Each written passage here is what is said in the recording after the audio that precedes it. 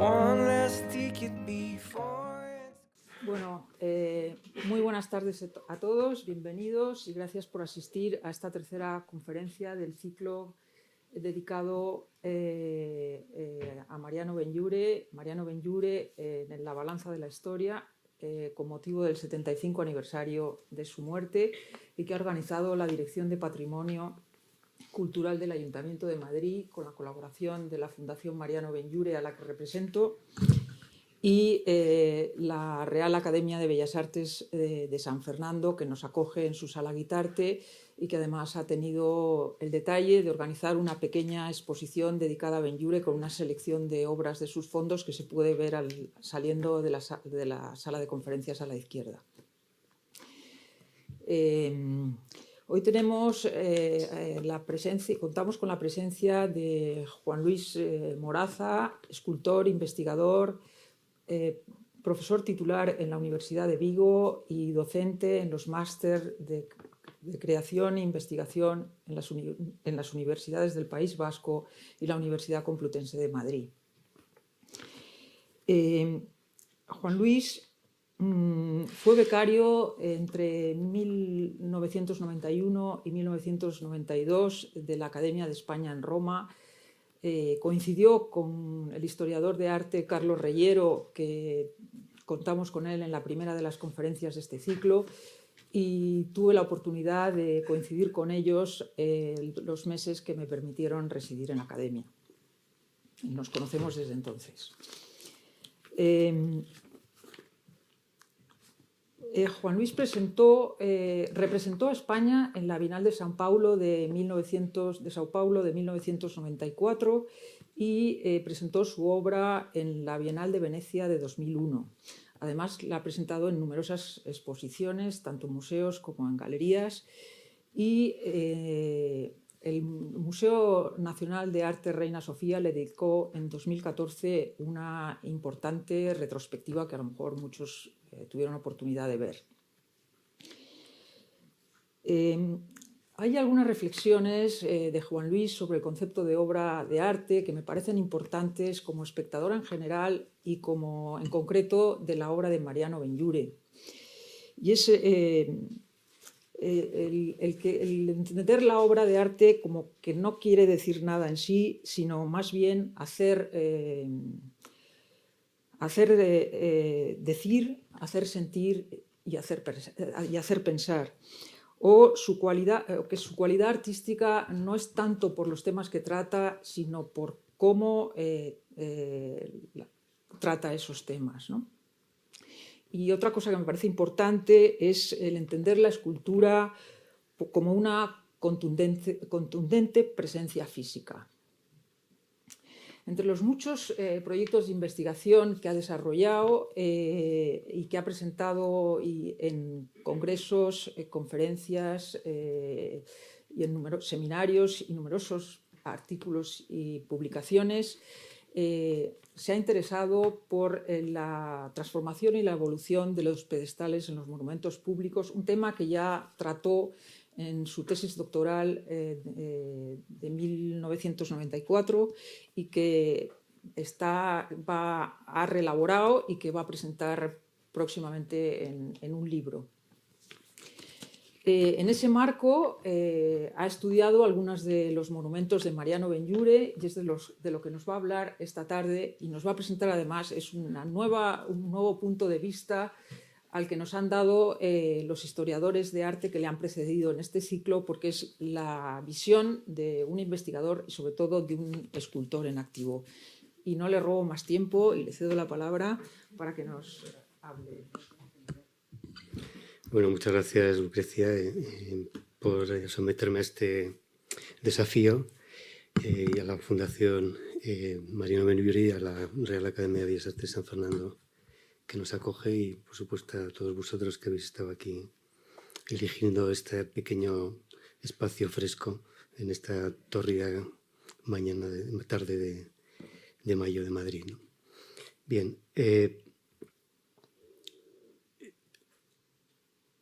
quería comenzar con palabras del propio Benlliure, ¿no? Del discurso que él pronunció en este mismo edificio hace 120 años, algo más de 120 años, con motivo de su ingreso como académico en esta Real Academia de San Fernando, ¿no? Y palabras de escultor contundentes, que nos recuerdan algo que creo que es muy importante, ¿no? La obra de arte, antes incluso más que ser una interpretación, una representación de la realidad, es una manera de actuar en la realidad. En el caso de Benlliure es una cosa muy clara, porque digamos que su implicación en la actividad pública, en la actividad política, en la actividad social, fue realmente intensa en un periodo de España realmente convulso, complicado. Vivió una larga e intensa vida, y le tocó periodos de unas transiciones y de unas oscilaciones sociales y políticas tremendas, ¿no? Desde la restauración borbónica, golpes de Estado, la Segunda República, el levantamiento militar, la guerra civil, el franquismo. Todo esto lo vivió, ¿no? Y lo vivió de una manera profundamente implicada. Lo que con motivo de este ciclo, ¿no? Dentro de este tiempo dedicado a su homenaje y a su reflexión, titulado genéricamente Mario Benlliure en la balanza de la historia, más que intentar colocar a Benlliure en esta balanza de la historia, me gustaría aprovechar a Benlliure, reflexionar sobre Benlliure precisamente para recalibrar la balanza de la historia. Es decir, que el discurso moderno es un discurso que se fabricó sólidamente desde el último tercio del siglo XIX, precisamente en este periodo de la vida de Benlliure, y que cuando él muere en el 47 ya es un discurso plenamente establecido, muy argumentado y además convertido casi en indiscutible, diría casi en un discurso autoinmune sobre lo que es el arte, debe ser el arte, etcétera, por tanto, lo que es el arte propio del tiempo moderno en el que vivimos, ¿no? En ese contexto, en el contexto en el que se produce esta vida, nos damos cuenta que también en muy pocas décadas las transformaciones en el arte han sido brutales, ¿no? Desde toda una lógica estatuaria que arranca por no alejarnos más, en el Neolítico, y que apenas cambió durante siglos y no milenios. Las más apreciables transformaciones en la lógica monumental se produjeron precisamente cuando comienza a emerger una forma de legitimidad pública asociada a lo que pasa a partir de la Revolución Francesa. Es decir, cuando comienzan las estructuras sociales a organizarse a partir de una legitimidad propiamente pública, es decir, política. Y esto se traducirá en el terreno de la monumentalidad en una transformación progresiva de una lógica vinculada con estatuas representativas que personificaban ideales, que personificaban significaciones, etc., a la lógica de la estatua, a la lógica de la escultura como una lógica donde empieza a importar la fisicidad material y incorporarse valores vinculados con la propia expresión del individuo artista, más allá del toque de estilo que tiene. Y además, aún más aún, una transformación radical de esta lógica de la escultura hacia una lógica del objeto. Cuando, con el arte contemporáneo, la lógica de la escultura va a transformarse en objetos que no necesariamente son excepcionales o virtuosos en términos de un saber hacer, sino que van a ganar su lugar dentro del imaginario de la época, de los ciudadanos, precisamente por su capacidad para promover inquietudes, para favorecer preguntas. Con todo, como decía, calibrar la balanza de la historia a partir de Benlliure en este proceso tan convulso y tan decisivo para el arte moderno y contemporáneo, supone también entender que se van a producir muchos cambios en esta institución del discurso moderno sobre la modernidad, hasta el punto de que se va a producir una cosa bastante particular, de la que hablaremos seguramente al final, que es una especie de independencia entre el estilo y la ideología, tal y como en el XIX se puso progresivamente una independencia entre el estilo y la época. Es como si en una misma época se pudieran hacer varios estilos simultáneos, cosa que en el XIX es muy claro, con el neogótico, el neoclásico, etc. Todo esto generará paradojas, ¿no? Paradojas que acabarán incluso transformando el tiempo mismo, digamos, la cronología del tiempo vivido, ese tiempo que siempre es presente y respecto al cual nosotros tenemos una especie de recuerdo, de memoria del pasado y una aspiración, una esperanza o una anticipación de miedo con respecto al futuro, ese presente que siempre está y que siempre es contemporáneo, y que habrá sido contemporáneo en el Renacimiento, habrá sido contemporáneo en la Edad Media, habrá sido contemporáneo en el XIX y será contemporáneo hoy. Ese tiempo contemporáneo se va a transformar en una especie de lectura estilística del tiempo. Le debemos a Natalie Henig esta especie de radical forma de atemporalizar el tiempo hasta convertir lo clásico, moderno y lo contemporáneo no tanto en momentos de una perspectiva, sino en clases, en géneros artísticos, en formas de hacer. Por tanto, desde esta lógica como que destemporaliza el tiempo, pues entenderá que un cierto arte de carácter más figurativo, vinculado con géneros establecidos como el retrato, la naturaleza muerta, etcétera, tiene que ver con lo clásico, mientras que esas formas de arte más vinculadas con la expresión de la interioridad del artista, con el arte abstracto, etcétera, tendrían que ver con la modernidad, y otras formas de arte todavía más radicales, porque parten de no respetar los géneros, no respetar las formas de hacer, no respetar ni siquiera las categorías mismas del lenguaje artístico, se convertirán en el arte contemporáneo por sí mismo.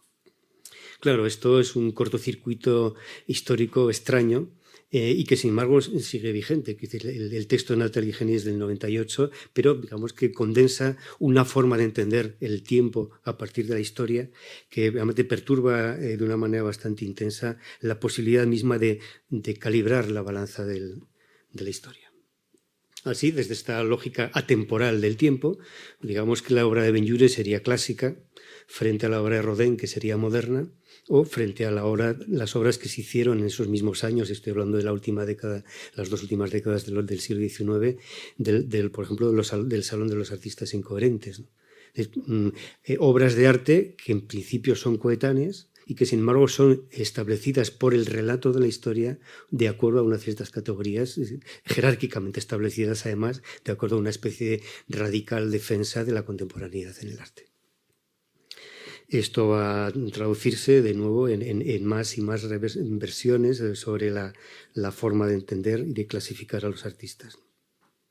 Por tanto, para situar la obra de Benlliure en esta balanza y para recalibrar recíprocamente la balanza de la historia, con motivo de Benlliure tenemos que poner en suspenso esta categorización atemporal del tiempo. Y lo hacemos inevitablemente desde hoy. Voy a intentar tratar de Benlliure, pero inevitablemente no puedo evitar haceros consciente de que soy un ciudadano del siglo XXI, como todos vosotros, como todos ustedes, y que por lo tanto nuestra perspectiva inevitablemente está arrastrada, está, digamos, impregnada en una sensibilidad de época que es la nuestra, sobre la cual de una manera en cierto modo anacrónica contemplamos el pasado. Por tanto, nuestra versión, después de la puesta en crisis del discurso moderno que se ofició en el último tercio del siglo XX, es una visión inevitablemente posmoderna. Frente a de acuerdo a esa temporalidad del discurso moderno, la obra de Benlliure sería premoderna en este punto. Sin embargo, calibrar esta balanza de la historia supone poner en cuestión el discurso intramoderno de la modernidad.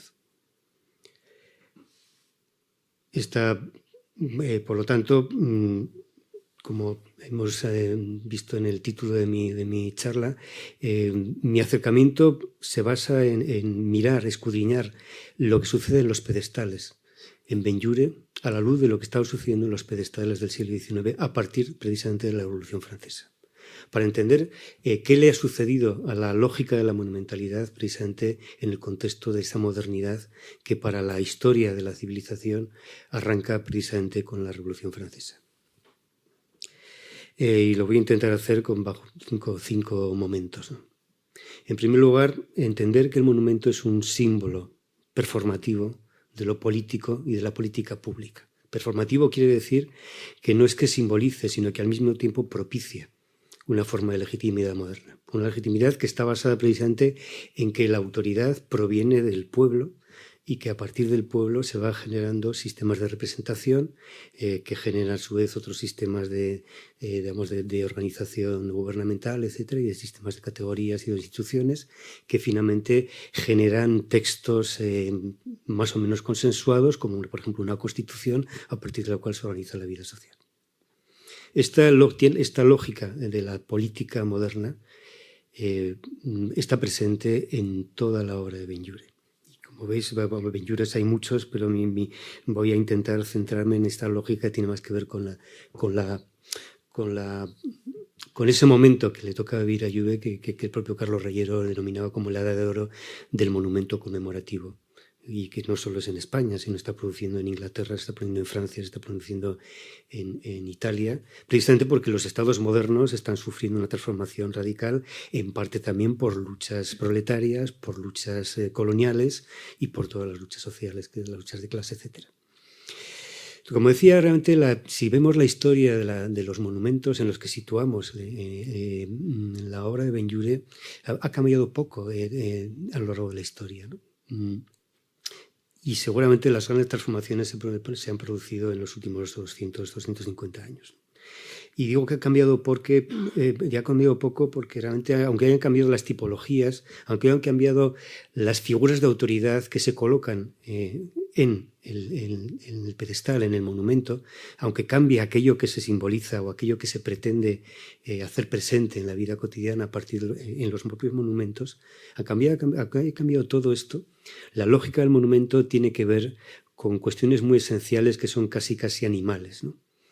Casi animales, digo, porque tienen que ver con la idea misma de un pedestal, que no es más que una especie de zona del espacio alzada. Realmente el pedestal es un ascensor. Y a esa lógica de la ascensión pertenece toda la historia de los monumentos y la genealogía misma de la función monumental.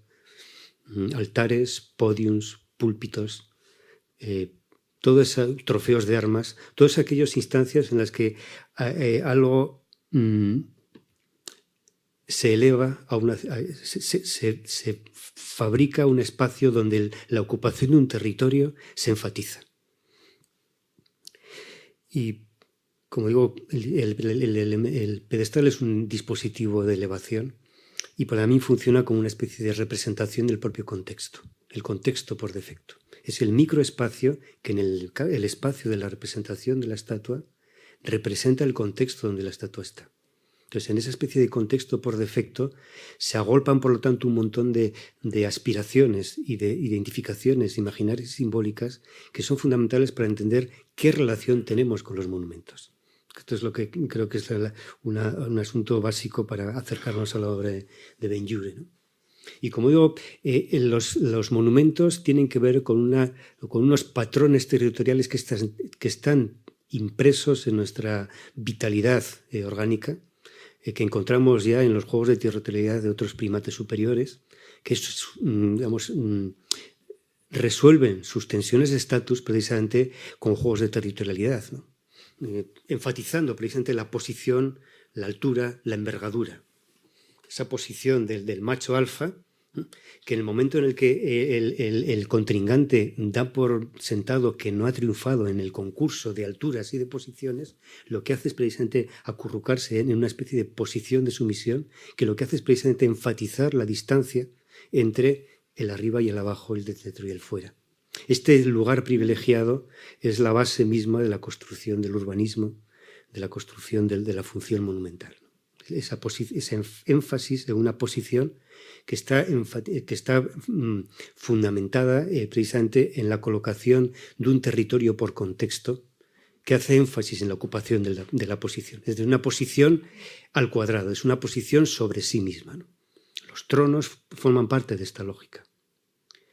Y son tan persistentes, han sido tan persistentes a lo largo de la historia del arte precisamente porque tienen esa base que es incluso precultural, que ya sucede en las culturas no humanas. De acuerdo a esto, la función monumental tiene que ver con el modo en el que el monumento magnetiza el espacio social, organiza con la fuerza de implicación que tiene aquello que se coloca en el centro, que funciona como un límite interno, igual que una lengua, un idioma, funciona como un límite interno que cohesiona una sociedad y que además la cohesión y la organiza en relación a las otras culturas, ¿no? Por idiomas distintos. El propio idioma tiene esa misma función monumental que magnetiza, ¿no? Se trata de una especie de urbanismo conductual, que es un urbanismo también simbólico, que se comporta, como digo, como un límite interior de cohesión interna y también de organización social. Un centro imaginario simbólico de cohesión social. Y en este punto, entonces, entenderemos que, lo vamos a ver con numerosos ejemplos en la obra de Benlliure, la función monumental tiene que ver con ese eje territorial. Hacia arriba, el monumento crece de acuerdo a una lógica de preeminencia en el espacio social. Hacia abajo, el monumento crece, en el contexto del monumento funerario, precisamente para afianzar el terreno de una permanencia en el espacio social, en el recuerdo, por lo tanto, en esa idea de un instante eterno, más allá de la muerte, que permite la presencia de aquello que se representa. Entonces, esa lógica de hacia arriba y de hacia abajo va a convertir el monumento en una especie de ascensor aéreo hacia arriba y subterráneo hacia abajo. Hacia abajo en los monumentos funerarios, hacia arriba en los monumentos sociales. En ese sentido, uno de los ejemplos que quería señalar es el monumento a los duques de Denia de Mariano Benlliure. En los primeros bocetos ya se ve esta especie de juego de un flujo que asciende, ¿no?, por el aire, y al mismo tiempo una lógica de sumersión, de inmersión por debajo de la tierra, del nivel de la tierra, del nivel del suelo, y que hunde al resto del difunto precisamente en el espacio de la eternidad, ¿no? Entonces, en los bocetos se ve claramente este movimiento, ¿no? Y quería señalar también estos bocetos, tanto los dibujos como los modelados primeros, porque es donde más se ve precisamente este impulso, de este gesto. Digamos, el monumento convertido en una especie de gesto espacial y temporal de ascensión y de movimiento subterráneo. En otros ejemplos posteriores, como esto del panteón de la familia Falla y Bonet, es más explícito, ¿no? En la puerta, los porteadores del féretro descienden esa escalera, pero un descendimiento en el relieve que está situado también desde una perspectiva que permite un juego de ambigüedad entre descender y ascender, ¿no? Desciende y asciende al mismo tiempo. Y la figura que corona el monumento a su vez es un momento de ascensión, ¿no? Justamente los pies no tocan el suelo en la figura. Entonces esa especie de ficción de una ascensión forma parte de esta lógica que hace historia de la lógica monumental desde la prehistoria hasta nuestros días, ¿no? Lo vemos también en el mausoleo de Canalejas, ¿no? Se sube para bajar, y ese bajar al mismo tiempo es ascender.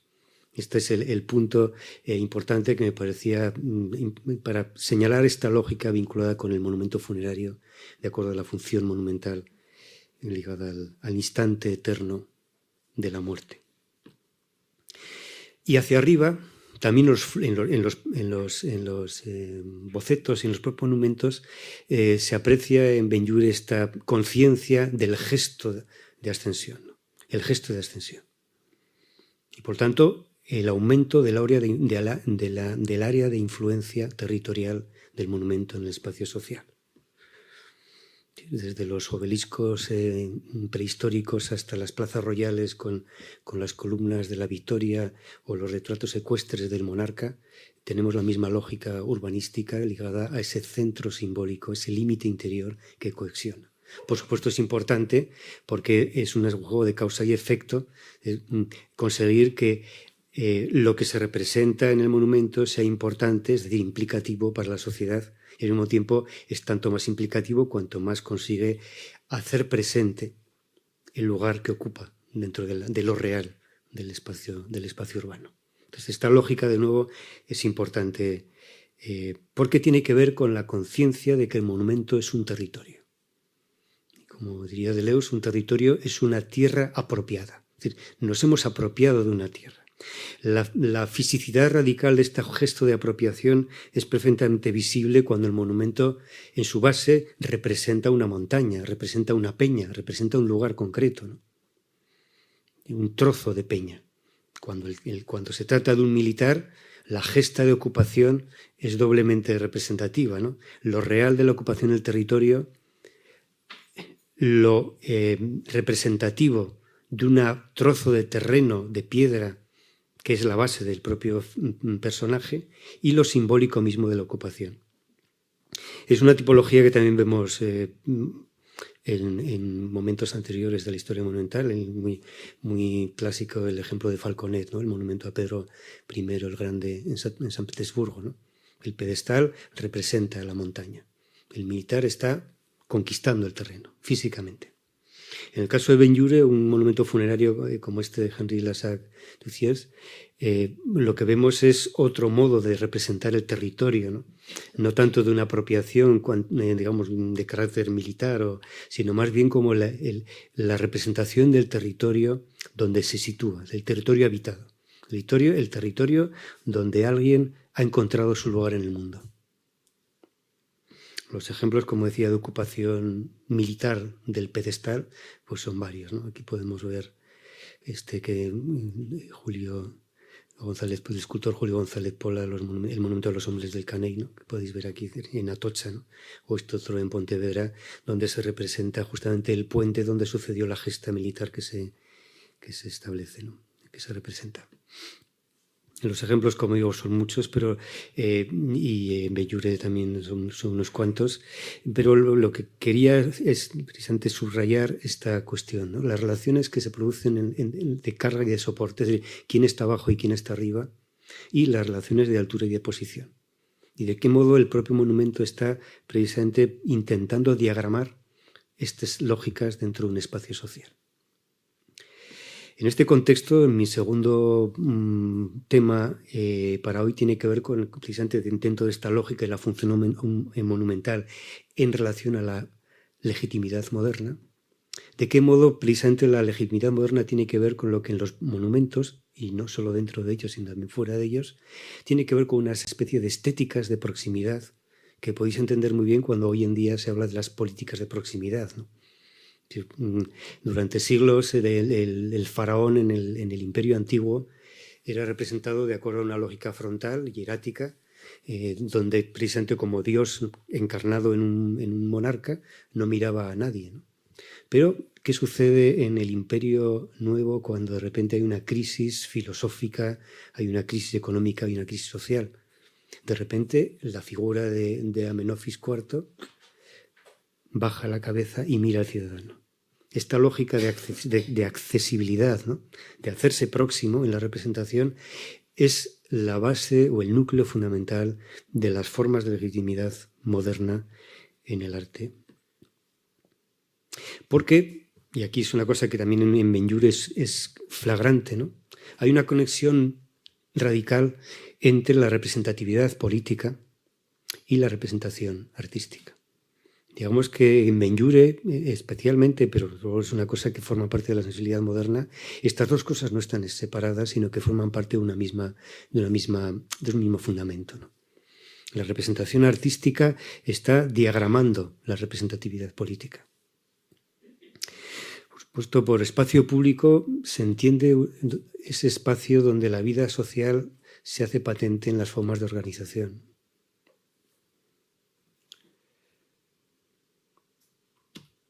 Por eso, cuando, por ejemplo, en estos diagramas, ¿no? A partir de la Revolución Francesa, cómo diagramar el espacio del Parlamento para que sea representativo en su arquitectura de la representatividad política que se espera de un Parlamento público. Y aquí las discusiones fueron muchas, ¿no? Fundamentalmente del círculo de la discusión al semicírculo de la crítica, ¿no? Y te has dado cuenta que la precisión de la que están tratando estos diagramas arquitectónicos que tienen que ver con una lógica que se va a hacer también muy patente en los monumentos. Digamos que hay dos formas en las que se va a hacer patente en los monumentos a partir de la Revolución Francesa. Se va a hacer patente esta forma de políticas de proximidad y de estéticas de proximidad. La primera tiene que ver con una especie de transferencia ornamental mediante la cual se significa un acogimiento. El monumento genera un espacio donde se da entrada a los ciudadanos. Y lo veis en el monumento de Alfonso XII, del cual Benlliure es autor en su cúspide, ¿no? El retrato de Alfonso XII, y el proyecto en global es del arquitecto José Aranés. Es un espacio donde la gente puede entrar, ¿no? Es a su vez un monumento, es una especie de museo donde participan muchos de los más importantes escultores de la época. Por lo tanto, es un museo acogedor, es una forma de parlamento social, parlamento en el sentido justamente que ahí la gente sigue hablando y sigue reuniéndose, ¿no? Y se escenifica presente ese espacio de acogimiento. El Estado y el Parlamento y el monumento son espacios de acogimiento social donde la gente entra, ¿no? Y esto es visible en el monumento a Sorolla, en el proyecto del monumento a Sorolla del año 33 de Benlliure, ¿no? Entrar en este monumento es una escena típica de los momentos revolucionarios, de los momentos en los que la población llega a ese centro monumental para ocuparlo, ¿no? Devolviendo justamente esa idea de acogimiento, aunque sea de una manera involuntaria para el monumento, pero haciendo real este espacio de escenas de proximidad, políticas de proximidad.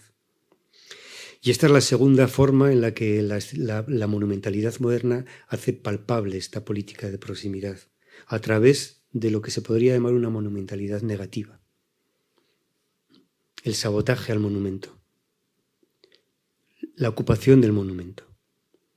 Y esto va a ser una cosa tan institucional como antiinstitucional. Así que la historia, por ejemplo, de la columna Vendôme es muy clásica a este respecto, ¿no? Se ha destruido 2 veces, la primera vez por la Comuna de París, por los anarquistas, la segunda vez por un Estado. Todos estos avatares forman parte precisamente de estas estéticas de la proximidad. La primera, como digo, una escenificación del espacio de acogimiento social, y la segunda de una transgresión o de una ocupación del monumento. Por otra parte, esas estéticas de proximidad se van a producir tanto más intensamente cuanto más necesitada legitimidad está una estructura de poder. Tienen estructuras de poder muy asentadas, más de carácter coactivo. Digamos, las formas de arte y los propios monumentos tienden a ser esquemáticos, simbólicos y muy monumentales, ¿no? Pero conforme se produce una mayor crisis de legitimidad, tanto más las formas de arte van a ser más ornamentales, más dúctiles, más sensibles a las apetencias, a los deseos, a las preocupaciones, a los gustos de los ciudadanos. Y esto tiene que ver también con otra lógica fundamental que se va a producir precisamente a partir de la Revolución Francesa y que lo vamos a ver en Benlliure de una manera muy clara, ¿no? La transformación de una legitimidad de carácter descendente, ¿no? Desde un dios, una autoridad soberana indiscutible, hasta los monarcas, que a su vez son indiscutibles porque lo indiscutible los legitima como tales, ¿no? De arriba abajo. Mientras que la legitimidad moderna es una legitimidad de carácter ascendente. Es de abajo arriba, desde el ciudadano al representante, al gobernante, una lógica que va de abajo arriba. Y esto se va a traducir, por lo tanto, una lógica más de carácter instituyente o una lógica de carácter más institucional, se va a traducir en unas formas de monumentalidad bien distintas, ¿no? Y las legitimidades de carácter ascendente son propias precisamente de la emergencia de lo que ha supuesto en todas las épocas del arte lo que se ha venido a llamar, en términos genéricos, el realismo. El realismo es una técnica de implicación asociada a las políticas de proximidad. Como digo, desde la escuela de Amarna en Egipto, digamos, todo lo que se ha venido a llamar barrocos en el arte tiene que ver con momentos de crisis institucional, crisis social, crisis de legitimidad. Sucede en la crisis de las polis griegas, del experimento político de las polis y de esa democracia que era compatible con la esclavitud y con el supremacismo, etc. Y que entra en crisis, y cuando entra en crisis necesita una mayor legitimidad social y el arte se vuelve helenista, que es el barroco griego, ¿no? Lo mismo veremos con la crisis de los imperios teocráticos en la Europa cristiana, en el románico, y toda la profusión ornamental y monumental en el gótico, etcétera, etcétera. Y lo vemos hoy en la propia arte de la posmodernidad.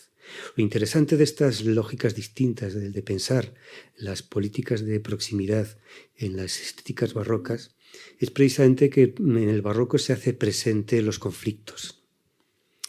Se hace presente una especie de la conflicto estructural entre las partes oponentes y las partes componentes, ¿no? Cosa que en una imagen clásica, digamos que está velada por una imagen de unidad indisoluble, sin fisuras, donde todo encaja perfectamente. Esta visibilidad del conflicto estructural va a ser también fundamental para comprender las transformaciones monumentales de la época de Benlliure, ¿no? La columna de Trajano, por utilizar palabras de Víctor Hugo de 1838, ¿no? Un pedestal es un pequeño espacio rodeado de 4 abismos, ¿no? Hay un abismo impensable, ¿no? Insuperable entre el arriba y el abajo y entre el dentro y el afuera, ¿no? Pero las estéticas de la proximidad tienden precisamente a escenificar el tránsito. Todo es posible. Lo de abajo sube, lo de arriba baja, y no se sabe muy bien qué es lo que sucede, como en el caso de el monumento de la Cátedra de San Pedro de Bernini en Roma, ¿no? Es una tipografía que viene muy atrás y que viene a escenificar el modo en el que un ciudadano accede al espacio del monumento. Del mismo modo que frente a la infranqueable y rotunda separatividad del monumento clásico, el monumento moderno tiende a escenificar que alguien se acerca, que alguien deja algo, que es posible subir, y por tanto veremos un montón de escaleras, de personajes anónimos, de guirnaldas que se dejan en el monumento, a veces con un tratamiento de material diferente, etc., ¿no? Y de nuevo es una tipología muy antigua, pero que se hace hacer patente tanto más cuanto más proximidad es necesaria en la relación de la autoridad con la sociedad. A partir de la Revolución Francesa y fundamentalmente con Antonio Canova, esto va a convertir en la gran imaginería del monumento del 19. En esta tumba de la Archiduquesa Casa María Cristina vemos ese monumento piramidal funerario donde una serie de personajes, a veces algunos alegóricos y otros anónimos, que se van acercando para meterse dentro del monumento. En el caso del monumento lóbico Travers de Boucher, lo que vemos es de nuevo también la figura alegórica, aquello que se representa, y una niña y una madre que se acercan al monumento, ¿no? Daos cuenta de que de esta técnica barroca lo que hace es situar un espacio de indeterminación. Si entendemos que el monumento los incluye a las figuras de la madre y la hija, entonces entendemos que el monumento contiene una representación de un monumento. Si entendemos que el monumento no representa un monumento, entonces entenderemos que la madre y la hija pertenecen a nuestro espacio social, son uno de nosotros convertido en piedra. Esta es la lógica de transferencia espacial entre el dentro y el afuera que Hildebrand en 1893 denuncia. Hay que entender que Hildebrand era el paladín, el escultor que era paladín del clasicismo y del neoclasicismo, odiaba a Rodin y a toda la escultura moderna, porque él defendía una estatua frontal con un único punto de vista y todos esos mecanismos que él define como una cosa arbitraria, ¿no? Que deja un espacio de incertidumbre que no pertenece del todo ni a lo real ni a la representación, nos deja como espectadores en un sitio incierto, ¿no? Esto que Hildebrand considera como lo pernicioso y que le culpa a Canova de lo que le ha pasado a la escultura durante 100 años, y así llegamos a Rodin, ¿no? Es de alguna manera lo que va a dar la clave para entender no solo la obra monumental de Benlliure, sino también lo que va a suceder en el arte después de Benlliure.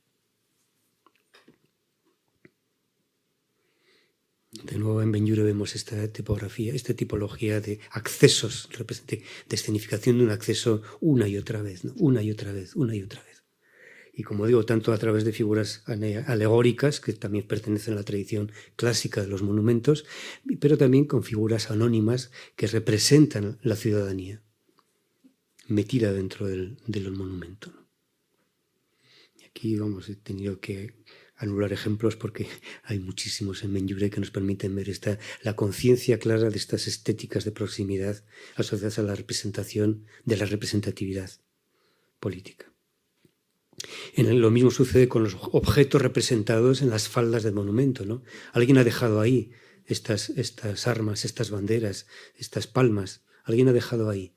Y el material mismo nos está advirtiendo que pertenecen a un espacio ontológico distinto, ¿no?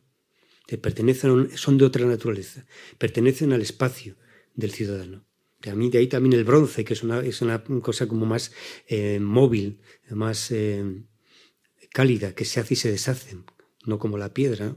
Fijaos también la cantidad de esculturas que se han convertido en cañones y la cantidad de cañones que se han convertido en esculturas, ¿no? Es decir, que esta lógica del flujo material en virtud de la temperatura tiene también que ver con el propio modelado, ¿no? Por ejemplo, en la cera o incluso en el barro, ¿no? Pero a su vez estos objetos pertenecen a una larga tradición monumental que es la de los trofeos de armas, ¿no?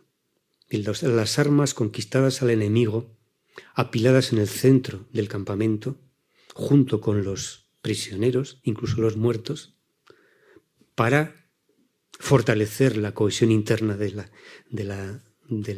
ejército y hacer que luchen fieramente en la siguiente batalla.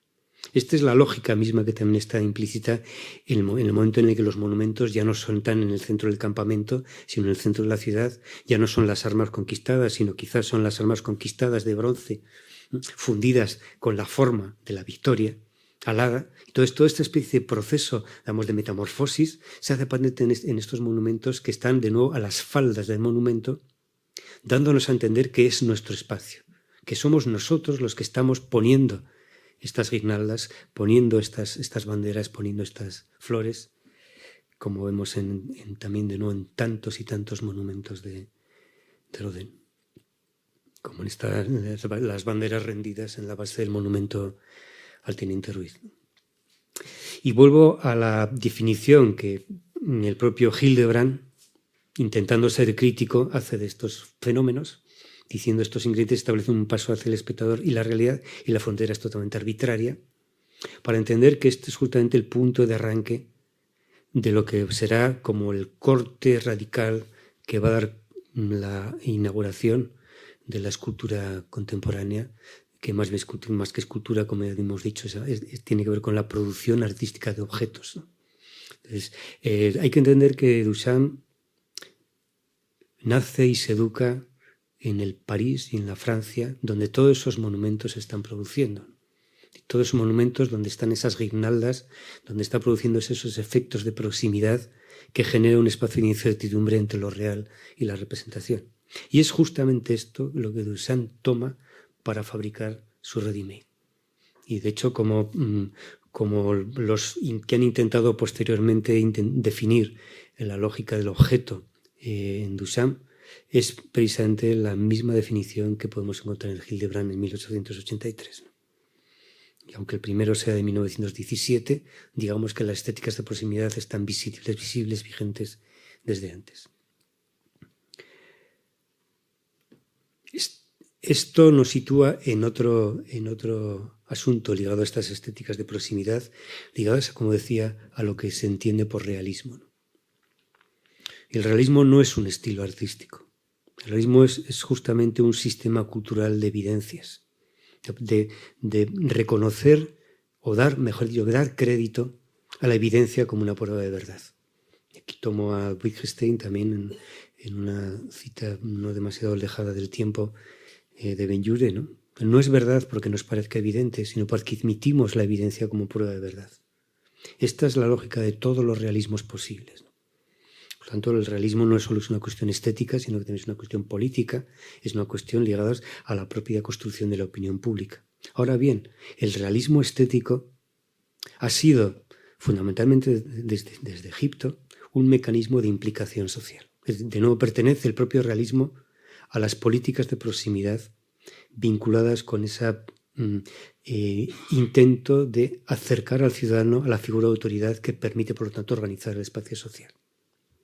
De ahí entonces también el modo en el que los monumentos realistas tienen que ver con esta aparición de figuras reconocibles en todos los sentidos de la palabra. Figuras de autoridad que permitan precisamente establecer esos automatismos internos, que establezcan las evidencias ideológicas, las evidencias lógicas, las evidencias emocionales y las evidencias perceptivas. Por tanto, habrá que entender que el realismo pertenece a todas las formas de lenguajes que utilizamos, ¿no? Y es justamente en 1884 cuando el padre de la semiología, Charles Peirce, plantea que hay 3 tipos de signos, ¿no? El signo icónico, que tiene que ver con el parecido. Todos sabemos lo que es el realismo en el arte, ¿no? En sentido icónico de la palabra, ¿no? Un modelado de una figura, ahí lo hemos visto en unos cuantos retratos magníficos de ahí de Benlliure, ¿no? En la capacidad para que ese retrato haga alusión a aquella persona a la que se refiere, no tiene que ver con un realismo icónico. Pero hay un realismo de carácter indicial, ¿no? Que tiene que ver con eso que se dice cuando se dice donde hay humo, hay fuego, ¿no? Digamos que el humo es un índice de un fuego que existe, ¿no? Y esto tiene que ver también con el modo en el que encontraremos en el arte formas de realismo inicial ligadas a la fisicidad material, tanto del objeto, de la escultura, como también de la presencia del objeto en el espacio, con la propia fisicidad material del espacio. Y a su vez también tendremos un tipo de iconicidad simbólica que tiene que ver con la correspondencia automatizada asociada a ciertos signos arbitrarios, ¿no? Digamos que nadie se sorprende al ver a una mujer desnuda en un monumento cuando la reconoce como una personificación de la República, por ejemplo, ¿no? Entonces, ese reconocimiento en una figura femenina desnuda de una forma de organización social tiene que ver con un tipo de correspondencia totalmente arbitraria, ¿no? Arbitraria pero establecida. En el momento en que queda socialmente establecida ya es una forma de realismo alegórico, de realismo simbólico. Por lo tanto, quiero entender y quiero aquí plantear que las formas de realismo que podemos apreciar en Benlliure va mucho más allá del realismo icónico. Antes le decía a Lucrecia que más bien se trata de un realismo de carácter integral. Es una articulación, una condensación en el acto de creación de todas las formas de realismo posibles. Y esto forma parte de la lógica monumental de los grandes escultores de lo largo de la historia que sirvieron además de inspiración para el propio Benlliure, ¿no? Donatello, Miguel Ángel, Bernini. En todos ellos se produce este tipo de mecanismos donde se producen un montón de juegos donde el escultor establece, instaura en el espectador la confianza en la significación, la confianza en la emoción, la confianza en las ideas, la confianza en la forma, la confianza en la impresión sensorial, la confianza en las emociones, la confianza en el gesto mismo del escultor, la confianza en la fisicidad material, en la posición, en el propio territorio, ¿no? En el contexto. Condensar todo esto en un único acto no es nada sencillo, ¿no? Y veremos al final que, en cierto modo, lo que se produce en el corte de las vanguardias, a final del principio, desde el siglo XX, es justamente una especie de fragmentación de esta complejidad, de tal manera que cada estilo artístico va a concentrarse en uno de los aspectos. Digamos que van a especializarse en una cierta forma de realismo, o abandonando las demás. Perdiendo, por lo tanto, la complejidad y la densidad, la hondura simbólica que tiene la escultura seguramente clásica, ¿no? Por eso, cuando, por ejemplo, en esta representación alegórica de la verdad, ¿no? En el monumento a Castelar que vemos en la Castellana, vemos esta figura femenina dormida, ¿no? O despertándose, o en trance. Vemos que la referencia a Bernini seguramente es algo más que casual. Y en el caso de Benlliure no es extraño pensar esto porque se cuidaba muy bien de ser consecuente con aquello que estaba tratando, ¿no? Lo veremos también después en algún otro ejemplo, ¿no? En el caso de la verdad, desnudada por el tiempo, ¿no? Despertada por el tiempo, que es el título original de este boceto y de la escultura que realizó Bernini en 1652, lo que vemos es esa misma figura de una personificación a partir de una figura femenina desnuda, de un éxtasis o de un despertar o de un dormir para el despertar, que en el caso de Benlliure se traduce con la misma postura prácticamente simétrica en el momento, en el lugar intermedio de una ascensión de la que después hablaremos, justamente en unas escaleras que acaban en la voz de Castelar hablando, ¿no? En la voz que dice la verdad de Castelar, del gran orador, considerado en su época el mejor orador político, ¿no? El cuerpo siempre es una personificación. Es una personificación de un montón de aspectos. El cuerpo es un modelo de estructura, el cuerpo es un modelo de complejidad estructural, pero también un modelo implicativo. Ten en cuenta que si cogemos el arte universal de todas las épocas, más de un 70% son representaciones antropomórficas. Eso no es casualidad. Es decir, que la presencia de un cuerpo humano, aunque sea representado, en alguna parte de nuestra preconciencia, opera como si estuviésemos en un juego de interacción corporal.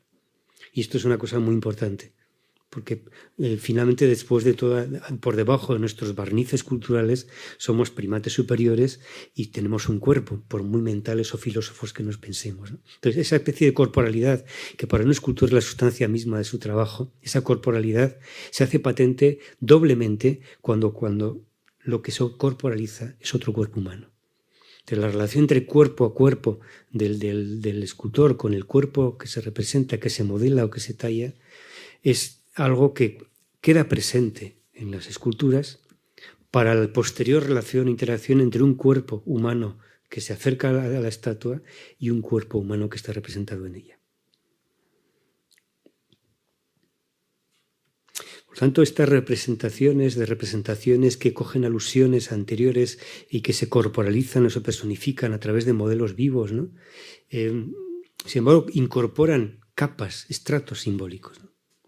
La figura de la libertad, la igualdad y la fraternidad, que están en la cúspide del monumento a Castelar, viene a evocar pues, la representación de la República en Francia, ante el monumento de Carpeaux, pero también toda una iconografía que ha ido heredándose en la historia de los monumentos, que es la figura de las tres gracias, ¿no? Las tres gracias que en un momento determinado, antes de ser libertad, igualdad y fraternidad, eran la belleza, la abundancia y la verdad. De nuevo. Entonces, la verdad, la belleza y la abundancia. Entonces, todo este flujo, esa especie de estratos simbólicos que se van adhiriendo en el trabajo de creación, en el trabajo del pensar las esculturas, forman parte de este proceso de incorporación de mecanismos de realismo integral, ¿no? Una tras otra.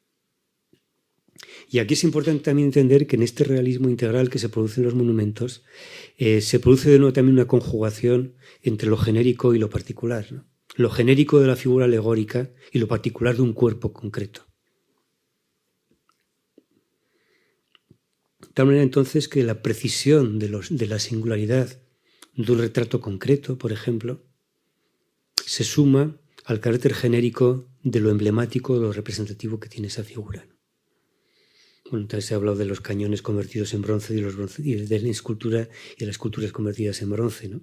Con esto juega también aquí de una manera como de representación del proceso escultórico en la base del pedestal del monumento al Teniente Ruiz, donde se representan cañones como si fuesen columnas que además organizan las escenas de esta especie de cinematografía modelada en la base del monumento, donde de nuevo aquí vemos mezclas de momentos históricos representados con figuras alegóricas que vienen a enfatizar la cohesión simbólica de estos episodios, ¿no? Por lo tanto, también la concreción en el detalle es una cosa que es importante para este realismo integral, de la concreción en el detalle. Y cuando uno ve muy, muy de cerca estas estatuas, estas esculturas, se da cuenta de que hay dobles, triples articulaciones, ¿no? El detalle en la representación icónica, pero también el detalle en la presencia del gesto del escultor, ¿no? La presencia del gesto, que en el caso de las figuras modeladas en barro es muy palpable, ¿no? La forma da cuenta de la ductilidad del barro o de la cera y deja presente la huella blanda, ¿no? Como decía el poeta Rilke de Rodin, ¿no? Vemos esos surcos hechos por los dedos, vemos la marca de los dedos que han recorrido como un camino que está hecho por el propio escultor, pero que el espectador puede recorrer, al menos con la vista, cuando no se la dejan tocar, ¿no? Y claro, cuántas discusiones en los museos por no poder tocar las esculturas, ¿no? porque está hecho para ser tocado, porque el escultor te ha enseñado un camino y tú tiendes a recorrerlo. Recorrer ese camino es volver a tocar. Y esa tactilidad tiene que ver con la fisicidad material que es palpable en esta especie de realismo indicial, que permite, por lo tanto, esta especie de conexión entre piedra, forma, o bronce, figura, personaje, emoción, símbolo. Está, por lo tanto, representándose el espacio de la interacción. Cuando uno modela, está dejando huella de ese espacio interactivo, que es después el espacio interactivo entre el objeto y la persona que lo ve.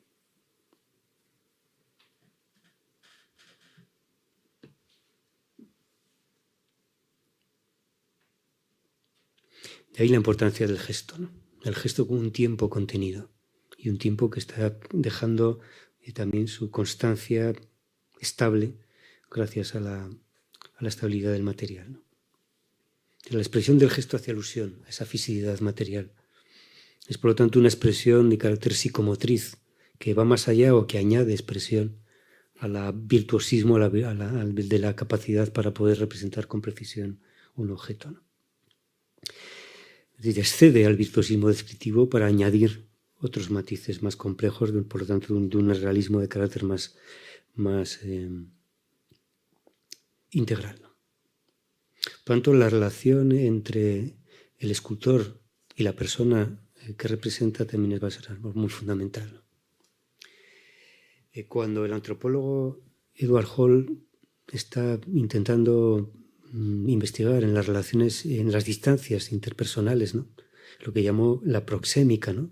El campo antropológico que analiza la proximidad entre las personas.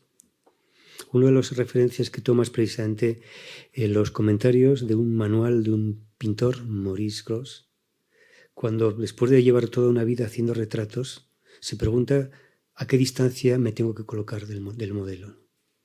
Y él responde de una manera muy, muy exacta, ¿no? Entre 1 metro y 1,5 metros, como mucho 2 metros, ¿no? Ni más ni menos.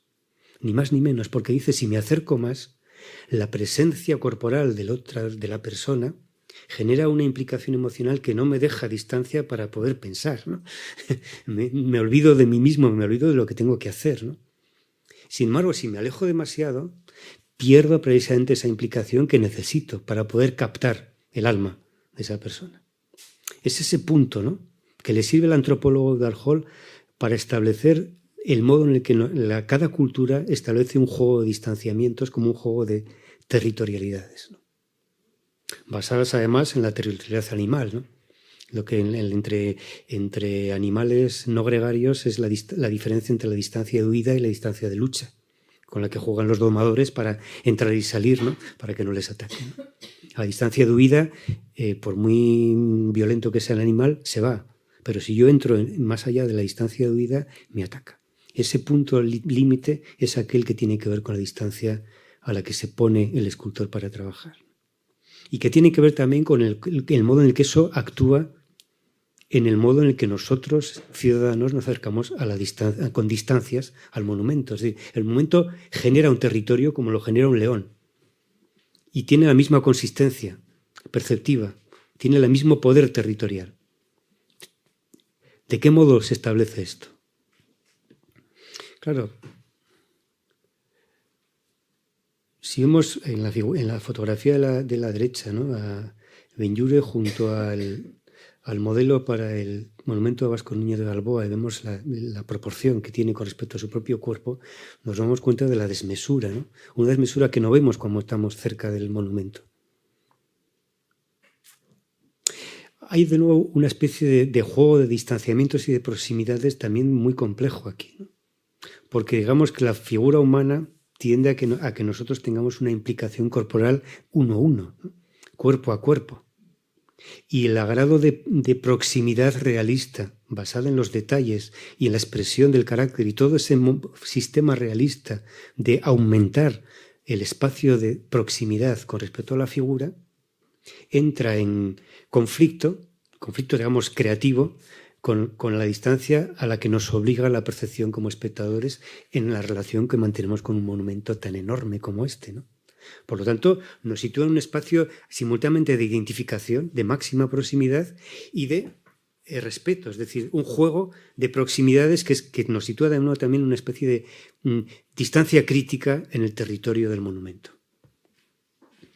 La antropología del espacio plantea esta cuestión muy clara, ¿no? En Benlliure en lo que trabaja es precisamente en hacer que el monumento sea al mismo tiempo una miniatura, y que tenga la proximidad de una miniatura que uno toca y coge con sus dedos, y la solemnidad rotunda de presencia en un espacio que rompe cualquier continuidad, porque no hay simetría entre tú y el monumento que tienes cerca, ¿no? Por tanto, hace discontinuo el espacio urbano, el espacio social, pero al mismo tiempo introduce esos pequeños mecanismos de proximidad que permiten que estemos jugando dentro del territorio de la estatua. De ese modo, entonces, la fábrica, la elaboración de proximidad asociada a lo más singular en los modelados de Benlliure enriquece todavía más el juego de territorios de los monumentos, precisamente porque en la lógica de los pedestales enfatizan esta proximidad, ¿no? En este discurso para la entrada en la Academia de San Fernando es muy explícito, refiriéndose a Benlliure, a esta mezcla entre la singularidad y lo genérico. De un cuerpo humano, en esencia, no es más que una especie de sistema de huesos y músculos que es muy parecido de un individuo a otro, ¿no? Y en cierto modo todas las figuras genéricas esenciales del clasicismo tienen que ver con esta figura esencial y esa figura como genérica. Pero si no le incorporamos, dice Benlliure, lo singular de la época, lo singular del pasado, lo singular de la expresión de cada sujeto, de su cultura, de sus avatares, de su vida, perdemos complejidad. Entonces nos quedamos o bien con una figura genérica o bien con algo de más. Y si nos olvidamos de ese aspecto genérico, nos damos cuenta que también estamos perdiendo implicación, porque entonces es él y nosotros como algo diferente. Y esto tiene que ver también con el modo en el que aparecen en los monumentos la cantidad de elementos accesorios. Y digo accesorio con un doble sentido, ¿no? Digamos que no se echa de menos lo que ya no se echa de más, ¿no? Para que entendamos los accesorios como algo accesorio, tenemos que primero haberlos echado de más. Y eso pertenece a una lógica muy clasicista que viene a prescindir de aquello que no considera esencial. Pero accesorio, y por eso tomo esa palabra, tiene que ver con lo que da acceso a las cosas. Lo accesorio es aquello con lo cual nosotros nos vemos implicados. Y de nuevo lo hemos visto en los barrocos de todas las épocas, incluido, qué sé yo, toda la ornamentación románica, gótica, renacentista, barroca y demás. Es decir, lo accesorio tiene que ver con esos dispositivos de proximidad asociados a lo que es particular, a lo que no es genérico, y por lo tanto a lo que nos permite una entrada en nuestro espacio común.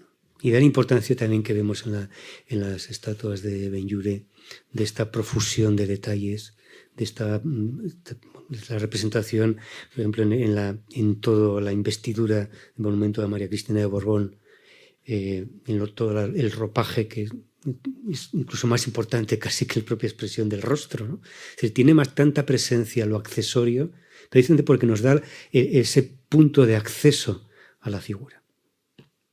Y como decía antes, estas precisiones de carácter simbólico de un realismo integral son muy palpables en Benlliure, ¿no?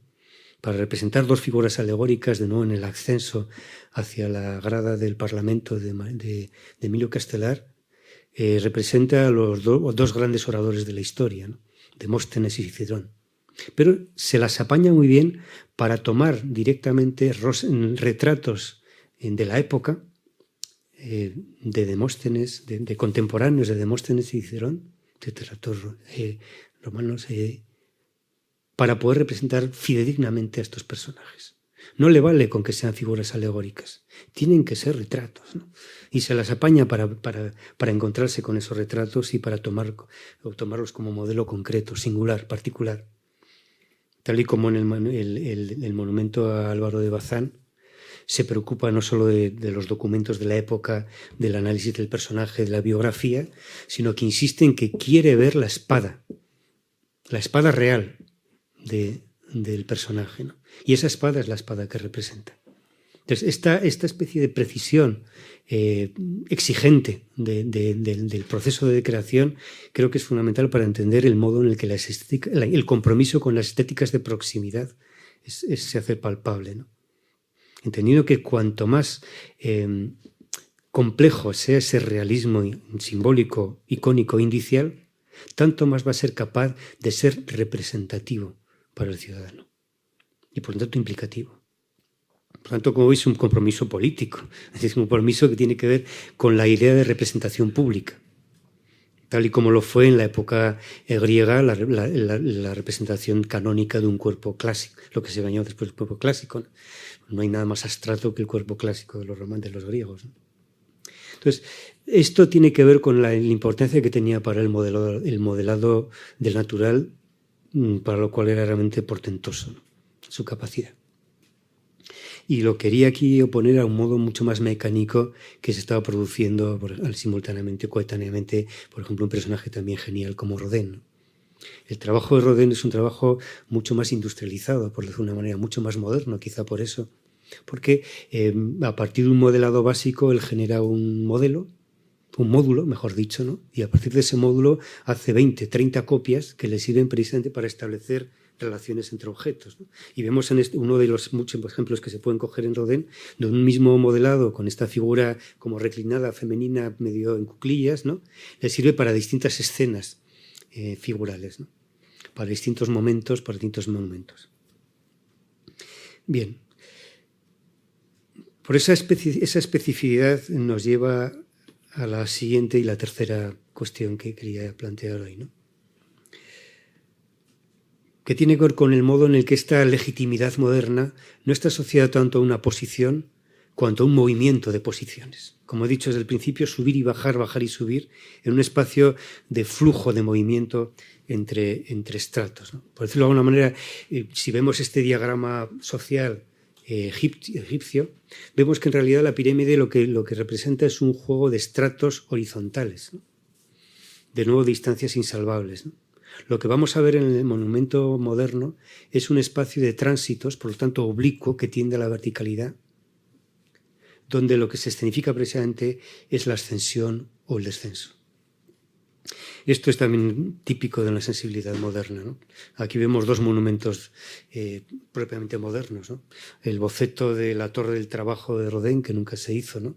Como veis es una espiral ascendente, ¿no? El ciudadano puede ir subiendo y subiendo, de manera que estas figuras alegóricas del trabajo de la parte inferior se convierten también en las representaciones del ciudadano que puede ascender hasta la cúpula del monumento. O en el monumento a Tatlin, el monumento de la Tercera Internacional, de nuevo el propio monumento, que incluye edificios internos, etc., es de nuevo un juego de movimiento ascensional, como lo es, y hemos hablado antes, de la escenificación acogedora del espacio en el monumento, en el complejo monumental de Alfonso XII, que, como veis en el centro, tiene la estatua de Alfonso XII que modeló Mariano Benlliure. En la fotografía veis aquí a Benlliure para que veáis la escala real de este modelado, ¿no? Y de acuerdo al diseño de Granés, el pedestal de este monumento es un ascensor, que hoy en día no tiene ascensor, pero tiene escaleras. Entonces estos cristales que tiene aquí, ¿no? Realmente son las miradores para que cualquier ciudadano pueda subir y colocarse en este lugar privilegiado de la cúspide del pedestal, aunque siempre, por supuesto, debajo del rey, ¿no? Y también debajo de su caballo, por cierto. Entonces, para concluir esta reflexión sobre la exposición, el movimiento posicional, creo que el mejor ejemplo que podemos encontrar es un ejemplo fundamental, que es el monumento a Emilio Castelar, ¿no? No solo porque incluso la financiación de este monumento, como era muy habitual en esos momentos en España y en otras partes del mundo, se producía por suscripción pública, que costó algo más de 300.000 pesetas, con suscripciones que venían de todos los sitios, de miles de ayuntamientos de todo el mundo, no solo ayuntamientos españoles, sino también fundamentalmente sudamericanos, corporaciones, colegios de arquitectos, colegios de abogados, colegios, cámaras de comercio, personajes anónimos, desde 1 peseta hasta 50 céntimos. Entender que esta forma de suscripción está escenificada también y al mismo tiempo forma parte del carácter performativo de la legitimidad pública y moderna de este tipo de monumentalidad, ¿no? Pero todo el monumento es un auténtico diagrama de la política pública. Por un lado, esta escalera de 8 peldaños, ¿no?, que viene a su vez a superponerse a otro nuevo zócalo y a otro nuevo zócalo, ¿no? Vemos que por esta parte, digamos, bien, ascienden 3 figuras alegóricas del pueblo. Un militar, un estudiante, etcétera, y un obrero, ¿no? Entonces, estas figuras, que son más que alegóricas, más bien son reales, ¿no? Es decir, que está alguien aposado ahí para escenificar estas funciones sociales, ¿no? Se acercan subiendo hacia el Parlamento, ¿no? En medio tenemos a esa figura, hemos dicho, de la verdad desnudada por el tiempo, en este caso desnudada por la palabra, y arriba se representa sobre unas banquetas del Parlamento al propio Castelar hablando, ¿no? Justo en la otra vertiente del monumento lo que vemos es estas 2 figuras, estas sí, alegóricas en piedra, de los oradores también ascendiendo hacia el punto donde se encuentra Emilio Castelar. En la parte posterior, digámoslo así, del monumento, lo que vemos es de nuevo aquí un homenaje al modo en el que Castelar fue como el defensor de la restauración del cuerpo de infantería móvil, y de ahí también esta figura de un militar en un carro móvil, ¿no?, con motor, con un cañón. Y es importante fijarse que el cañón está tapado, ¿no? Digamos que no está en guerra, sino que está en un desfile, está yendo de aquí para allá, ¿no? Y por debajo lo que tenemos aquí son figuras de nuevo alegóricas que están asociadas a los movimientos a los que tanto también colaboró Emilio Castelar, junto con algunos de los militares que conmemoró Benlliure, por la defensa de la abolición de la esclavitud en muchas partes de Sudamérica, ¿no? Defender la abolición de la esclavitud. Y aquí hay un llamamiento alegórico hacia los esclavos diciendo: levantaos, esclavos, ¿no?, porque tenéis patria, ¿no? Una patria universal, pero también es una patria local, ¿no?, que defiende vuestros derechos. Entonces, todas estas formas de escenificación pues tienen que ver con esta figura global, ¿no?, que quiero diagramar también en este otro esquema, ¿no?, para entender de qué modo funciona como un territorio social representado, de tal manera que, como veis aquí, pues en una parte tenemos en la parte del obrero, el estudiante y el militar tenemos una legitimidad social que asciende hacia el Parlamento.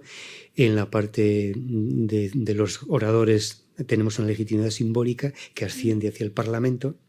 En la parte posterior tenemos a la fuerza. En la parte del orador parlamentario tenemos la razón. Y todo esto funciona con un sistema diagramático que juega con una vertical, que en el centro del monumento tiene a las figuras de la libertad, la igualdad y la fraternidad, los mitos de la Revolución Francesa que se convierten en los mitos de las democracias modernas, que a su vez son las 3 gracias, y hemos dicho la verdad, la abundancia, etcétera, ¿no? Pero que están también rematadas con las palabras libertad, fraternidad e igualdad, que por cierto fueron retiradas por el gobierno franquista hasta que cuando murió Franco fueron vueltas a poner, ¿no? Esto tiene que ver de nuevo con los movimientos de ascensión y de descenso, que tienen que ver con las oscilaciones políticas que sufren los monumentos, ¿no? Pero todo el monumento es un juego de ascensiones, ¿no? Las escaleras marcan una diagonal, ¿no? propia de la arquitectura, con unos ángulos que incluso están estipulados legalmente para los arquitectos en cuánto ángulo tiene que tener el paso y el peldaño, ¿no?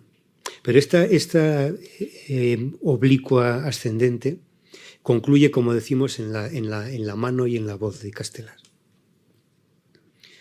Así que tenemos el Parlamento en un lado y la fuerza viva en el otro, junto con los esclavos, y por tanto también tenemos una especie de movimiento que va desde el pasado esclavo hacia el presente parlamentario y de igualdad, ¿no? Todo ese punto donde está de nuevo representándose todo un diagrama social, ¿no? Un diagrama social que he querido aquí asociar al dibujo que hemos visto antes, de un boceto inicial del momento funerario a los indios de Denia, ¿no? A los marqueses de Denia. Un momento como espiral, ¿no? Helicoide, ascendente, ¿no? Tan ascendente como el gesto de la mano de un orador, ¿no? Que se ve en la propia mano. Que cada detalle tiene una cierta importancia de acuerdo al programa global, ¿no? Como lo tendrá, y esa va a ser la última reflexión sobre este monumento, lo tendrá la inclinación de los asientos con respecto al centro ortogonal de la columna central, ¿no? Y del cuerpo del propio monumento. ¿Por qué tiene importancia este giro, ¿no?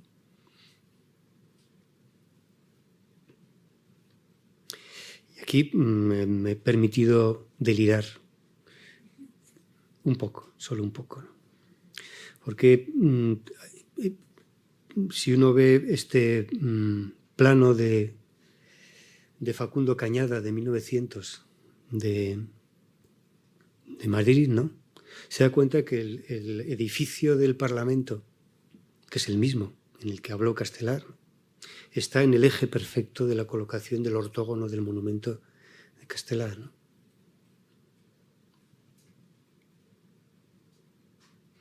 De tal manera que la inclinación de las butacas no es más que una manera de marcar un territorio social. Bueno, como diría en Italia, si non è vero è ben trovato, ¿no? Porque me parece que este eje, para una persona tan precisa en su proceso creativo, no sería una cosa poco extraña, ¿no? Mejor dicho. Entonces creo que con esta especie de representación del territorio y de diagrama social de una legitimidad moderna se marca bien el plomo de funcionamiento de estos pedestales, ¿no? Y como decía, estos pedestales están a su vez sometidos a un nuevo movimiento posicional. El propio monumento en Benlliure representa un diagrama de un flujo de movimiento social, de ascensión y también de descenso, ¿no? De caída y de subida. Las evoluciones del monumento al Marqués de Larios son casi tan notables como las de la columna Vendôme en París, ¿no? En 1900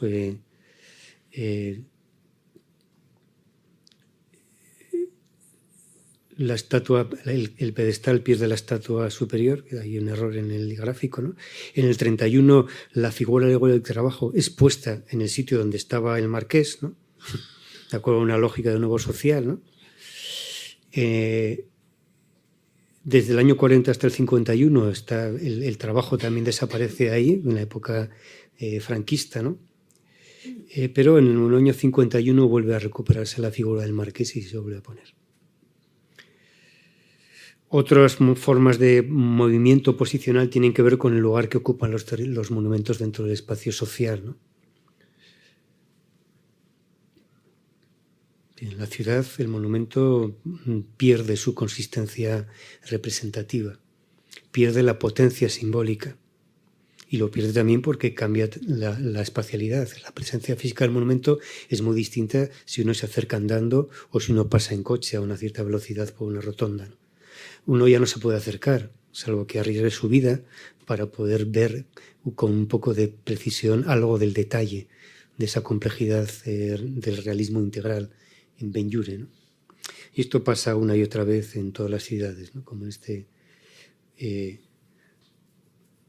monumento a López de Haro en Bilbao, que se coge el monumento, se lleva a otro sitio, se aumenta el pedestal, se convierte en casi una posición más dentro del mobiliario urbano, sin más, ¿no?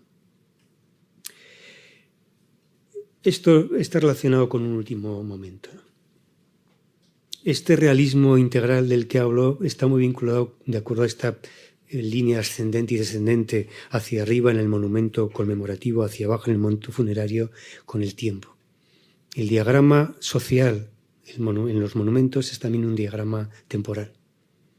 Y como diría Agustín, hay solo 3 tiempos, ¿no? El presente del pasado, el presente del presente y el presente del futuro, ¿no? 3 presentes condensados, ¿no?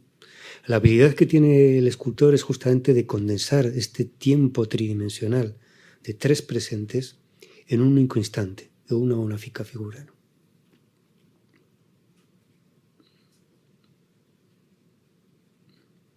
Instantes que condensan situaciones complejas, ¿no? El monaguillo que se quema. Toda la historia de la religiosidad está aquí puesta en representación de un modo particular que en cierta manera la coloca en un lugar crítico, ¿no? Ese momento crítico en el sentido justamente de lo que significa la palabra crisis, ¿no? Un momento decisivo, ¿no? El fuego quema. Digamos que aquí la llama también es una llama simbólica. Como diría Borges, Jorge Luis Borges, un instante define una vida, ¿no? Y hay un momento en instantes de vida que cuando se captan, y eso está hablando justamente de la operación del novelista, ¿no? Aquí lo utilizamos para hablar del escultor, ¿no? Cómo condensar en un instante una vida completa.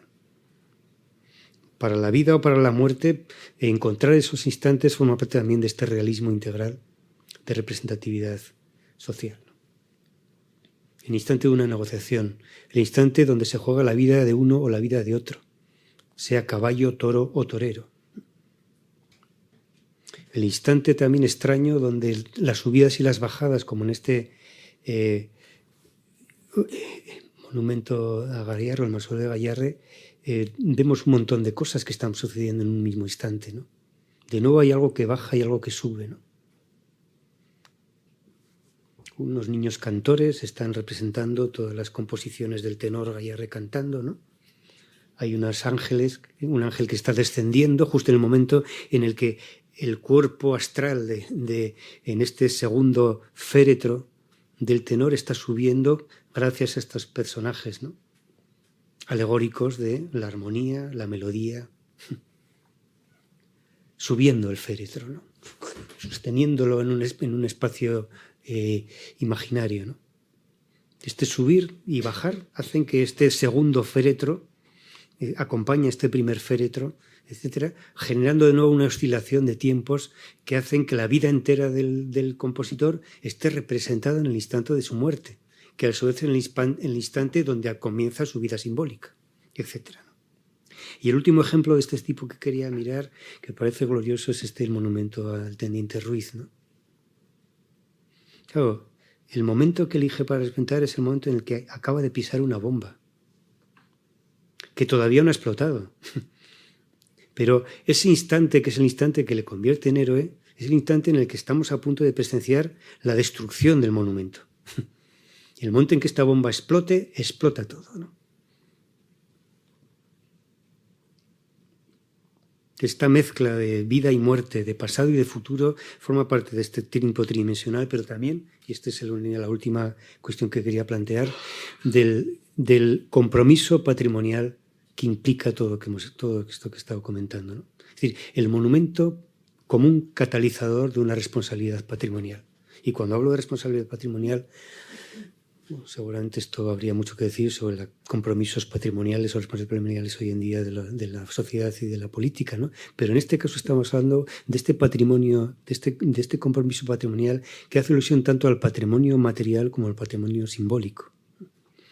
Es patente que esa precisión de un realismo integral que incorpora la historia entera del arte, la historia entera de la monumentalidad, la historia entera de la civilización, en cada ocasión en la que se hace una escultura, ¿no? Está al mismo tiempo advirtiendo ese compromiso con ese patrimonio simbólico. Y por eso quería acabar aquí de nuevo con palabras de Benlliure, de este discurso en el que dice que es la primera vez que habla en público, cosa que seguramente no es cierta, ¿no? Pero que lo hace con una rotundidad tremenda, ¿no? Y claro, el título polémico de su ponencia de ingreso en la academia, en esta academia de San Fernando, era el anarquismo en el arte. Soy obrero del arte, dice. Y creo que hemos entendido bien esto después de todo de lo que estamos diciendo, ¿no? No hay una búsqueda de un carisma o de una especie de mito de autor romántico, sino que es un auténtico trabajador social que trabaja, digamos, como un empresario que mueve mucho dinero, que gestiona patrimonio, que al mismo tiempo contrata, que asume responsabilidades políticas en numerosos cargos en distintas instituciones y que al mismo tiempo todo eso forma parte de su compromiso como escultor. O sea, todo eso entremezclado tiene que ver con estos pedestales monumentales en Ben-Llull, ¿no? Por eso quería acabar con esta cuestión, ¿no? Las reacciones fueron inmediatas contra Ben-Llull en ese momento en España, ¿no? Le atacaron de academicista, de insensato, de ir contra el progreso en el arte, precisamente porque acusaba a una cierta parte del arte moderno de lo que él llamaba el anarquismo en el arte. Y él habla del impresionismo, ¿no? Pero es muy difícil pensar que se estaba refiriendo al arte impresionista, porque todos sus amigos eran impresionistas, él mismo era impresionista en su manera, en su factura a la hora de modelar, etc. Por lo tanto, más que la palabra impresionismo, que fue la que se le utilizó para atacarle, sería importante, y digamos, no me va a dar tiempo ya a desarrollarlo, pero he intentado analizar las palabras de Ben-Llull a las que estaba refiriendo para establecer una auténtica puesta en crisis del discurso de la modernidad. Lo hace en 1901, hoy estamos en 2022. Nos interesa recuperar este discurso a tenor de la propia puesta en crisis de la modernidad que se estableció desde el último siglo, del tercio del siglo XXI, ¿no? Y que creo que este discurso plantea algunas cuestiones que nos pueden servir de clave para comprender, como decía al principio, calibrar la balanza del discurso, de la historia del arte moderno, gracias o a partir de Ben-Llull, ¿no? Porque la historiografía del arte moderno ha sido contundente, ¿no? Hay una línea de progreso lineal, y el que no establezca esta línea de progreso lineal queda fuera del reconocimiento del progreso en el arte. Por lo tanto, como decía al principio, al independizar el estilo de la época, al destemporalizar el tiempo, lo que sucede es precisamente este flujo, esta especie de cortocircuito que es al mismo tiempo ideológico y también político y estético, que hace que el discurso intramoderno de la modernidad se convierte en un discurso autoinmune, porque cualquier crítica a la modernidad se convierte inmediatamente en reaccionaria. Y este es el punto extraño en el que nos encontramos también, ¿no? Es decir, de esta perspectiva, donde además se establece una especie de discontinuidad o de independencia entre el estilo y la ideología, es imprescindible entender cómo el academicismo naturalista no necesariamente está asociado al conservadurismo político, del mismo modo que la radicalidad vanguardista tampoco está asociada al progresismo social. Sin embargo, esta especie de entente entre estilo e ideología es justamente la que se utiliza para criticar la crítica a la modernidad, desde 1901 a 2022. El pedestal vacío es la figura por excelencia del monumento en el instante álgido de la revolución. La figura de autoridad ha caído, pero la nueva figura de autoridad todavía no ha ascendido al pedestal. Entonces, en ese punto el pedestal es el símbolo del instante de la revolución, el instante detenido, ¿no? Pero también es el símbolo del poder institucional que persiste, que permanece más allá de que sea una u otra la figura de autoridad. Nos da igual que sea Napoleón I o Napoleón III, el obrero o el marqués, el que está arriba. El pedestal es justamente el símbolo del proceso de legitimidad. Esto es de lo que hemos estado hablando desde el principio, el proceso de legitimidad, ¿no? Por eso suceden varias cosas en este momento de la historia que vive Ben-Llull, ¿no? El pedestal vacío se convierte en el símbolo de la modernidad y con él el suelo.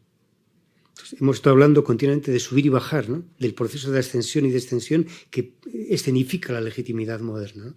Pero ¿qué pasa cuando el símbolo de la nueva sociedad no es ya la ascensión, que tiene que ver con la legitimidad de abajo arriba, ¿no? Ascendente, ¿no? Sino el propio suelo, ¿no? Es decir, la eliminación por completo del símbolo de la autoridad, que es el pedestal. Entonces, toda la modernidad se basa precisamente en eliminar la presencia física del pedestal. Por supuesto, esto lo consiguen de una manera corporal, pero la función monumental del pedestal no desaparece, se convierte en una función monumental sumergida. La idea de Marx y de Engels de una sociedad sin coturnos en los pies ni aureolas en la testa es justamente la ilusión del suelo, ¿no? El mismo suelo lo pisamos todos. No hay figuras de autoridad, no hay autoridades, no hay alguien que sea más o menos. Y ese es precisamente el enganche alrededor del cual podemos entender la crítica de Benjure. Cuando Rodin plantea, boceta esta escultura de los burgueses de Calais alrededor de 1889, la boceta con un pedestal, con una base que es justamente el tipo de base que después el ayuntamiento utiliza, ¿no? Para colocarla, ¿no? Pero en el tránsito entre el boceto y la instalación de la escultura, Rodin se ha hecho radicalmente moderno y es reconocido con su asociación con los impresionistas y los no expresionistas como el gran renovador de la estatuaria y de la escultura moderna, el padre de la modernidad en la escultura. Y es desde esa posición desde la que Rodin empieza un pleito político y judicial con el ayuntamiento, porque él insiste en que las figuras de los burgueses tienen que colocarse directamente sobre el suelo sin pedestal, precisamente para aumentar la escenificación de proximidad que forman parte de las políticas modernas, ¿no? De ahí entonces que tengamos que entender que cuando Benjure está criticando el anarquismo en el arte, indudablemente no se está refiriendo al anarquismo político, y él lo explica bien, ¿no? Sino al anarquismo artístico. ¿A qué se refiere, no? Hay que entender que, de acuerdo a su lógica interna, la representatividad política y la representación artística no son dos cosas de todo separadas, ¿no? Y entonces, en 1901 todavía está una Europa convulsa con acciones terroristas de los anarquistas que habían tirado de barro la columna Vendôme en París, etc., ¿no? Y el anarquismo es una cosa que estaba en boca de todos, por distintos motivos, ¿no? Primero porque los intelectuales y los artistas son fundamentalmente los que estaban más fuera, en los salones de los independientes, en los salones de los rechazados, es decir, los que instituyen la estética moderna, son tanto más radicales cuanto menos están instalados en la política real.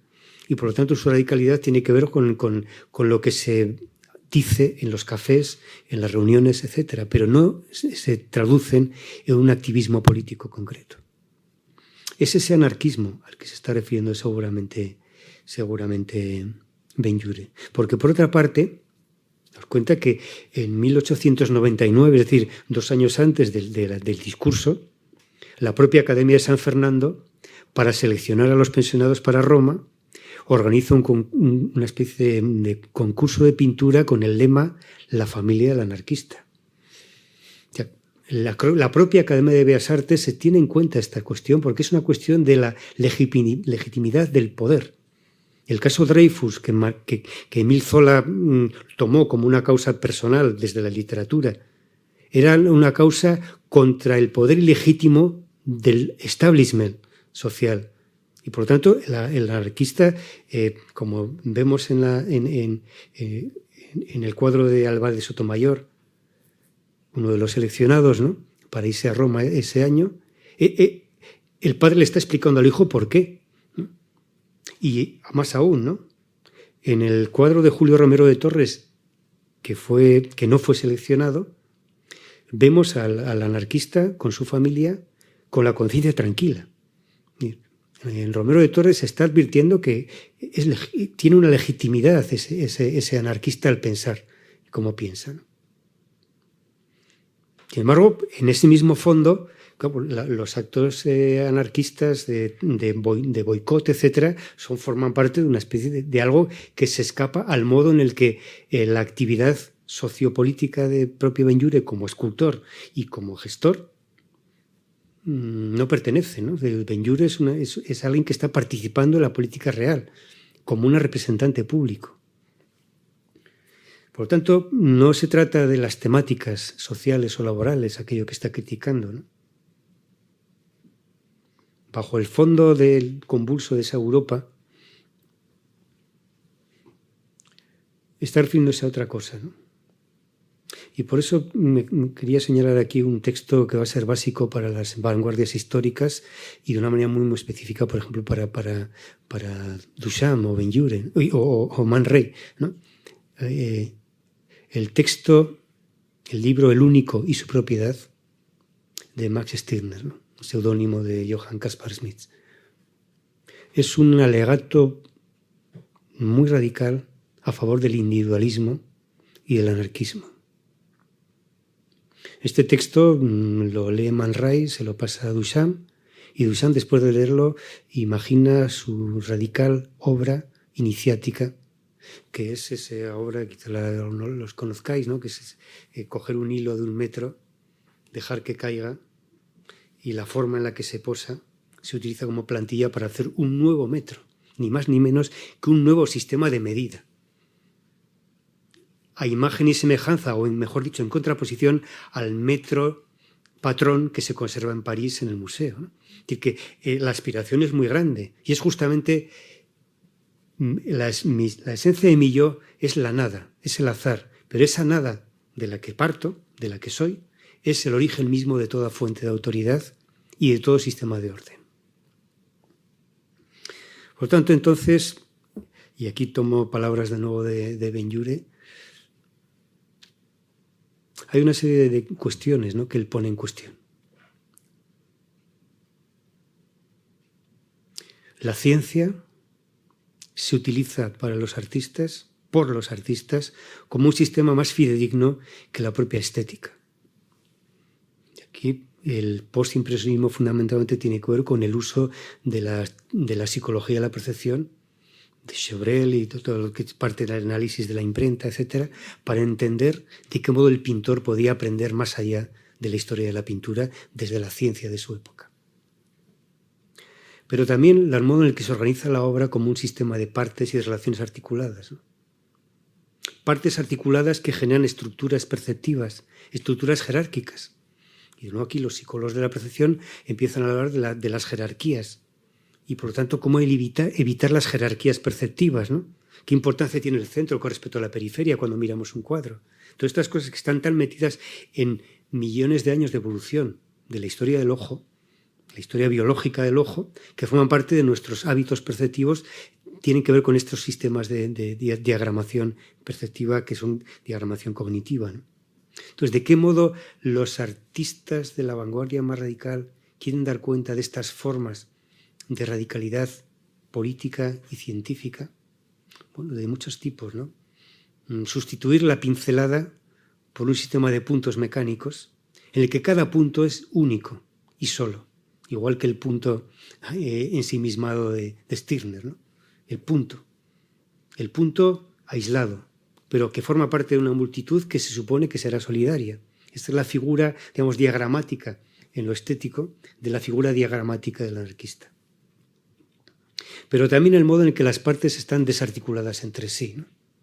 En la obra famosísima del Caminante, la radicalidad moderna de Rodin consiste en coger un torso y unas piernas de figuras diferentes y empalmarlas mecánicamente, de manera que el conjunto es un poco como discontinuo, ¿no? O más aún, lo vemos en el momento en el que las obras quieren ser inconsistentes, incongruentes, si fuera de la lógica del sentido común. Pero todo esto seguramente es menos importante que el elemento propiamente social y político tan importante para Benlliure, ¿no? La afirmación de la personalidad individual. Este es el sinónimo que utiliza para hablar del anarquismo. y la obra precisamente por contraposición, una de que el arte es socialista, justamente no en términos políticos, sino justamente en términos de ese compromiso con una especie de socialidad, de civismo, que va más allá de lo personal, de lo estrictamente individual. Por eso seguramente un grabado como este de los artistas incoherentes, el dormir de la libertad, ¿no? El opio de la libertad, el sufragio universal entendido como opio de la libertad, seguramente es algo muy hiriente para alguien que cree en las instituciones, como el propio Benjure. De ahí entonces que su crítica al anarquismo en el arte tiene que ver más bien con una mezcla entre compromisos estéticos, éticos y lógicos. Tiene una idea de la verdad, una idea de la belleza y una idea de la bondad en la acción. Así que toda esta categoría de cuestiones que en Benjure son palpables están aquí puestos en crisis, ¿no? Y bueno, con estas palabras críticas de Benjure, resumidas seguramente en esta categórica frase, ¿no? Quieren realizar el imposible, el absurdo de crear vida sin dar vida, ¿no? Entonces, desde esta perspectiva, acabo con esta triple imagen de una fotografía del Gran Palais de la Exposición Universal de 1900, donde Benjure ganó la medalla internacional en escultura. El mismo espacio en esta intervención de Richard Serra del 2008, donde, si nos fijamos bien en toda la lógica de las que estamos hablando, realmente los personajes anónimos de los pedestales se han convertido ya en los personajes anónimos que son los ciudadanos, y la obra misma ha absorbido la función del pedestal a la que se acercan. Y en la intervención, de nuevo también en el mismo espacio, en el 2012, de Reinhard Manija, el artista lo que ha hecho ha sido asumir la función monumental del acogimiento del Estado para convertirse él mismo en un representante estatal que da sopa a los que van a ver la exposición. De ahí el título Sopa o no sopa. Y bueno, con esta pequeña broma transtemporal, les doy las gracias de nuevo y un saludo a Benjure.